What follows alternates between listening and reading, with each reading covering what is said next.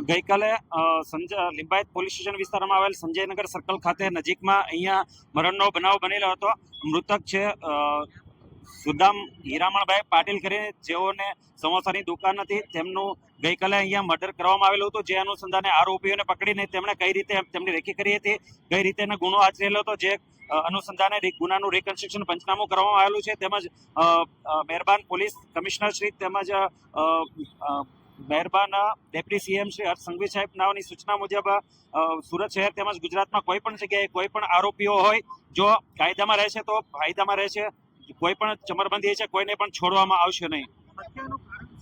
હત્યાનું કારણ એવું છે કે આરોપી રાજેશ ભદાણે નાઓ છે, તેમની બેન સાથે મરણ જનારને આડા સંબંધો હતા, જે અનુસંધાને તેમને નાનપણથી જ તેમના વિરુદ્ધ અંગત અદાવત હતી અને છેલ્લે 15 દિવસ પહેલા મરણ જનારને અને આરોપીઓને કોઈ પણ કારણોસર 15 દિવસ પહેલા મારામારીને ટીકાપાટીનો માર મારવાનો બનાવ બનેલ છે. અનુસંધાને આરોપીએ તેમની રેકી કરીને આ જગ્યાએ તેમનો મર્ડર કરેલ છે.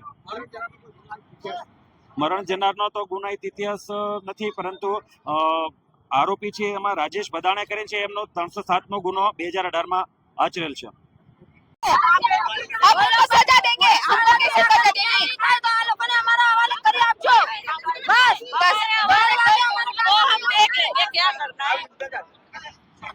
काय सांगू मला पप्पा आणि बसेलो का त्या लोक मागे काढलो ना त्याचे गाव करीती ना मन पप्पा मज राहत त्या लोक तरी त्याचे काय त्या सगळे दिन रात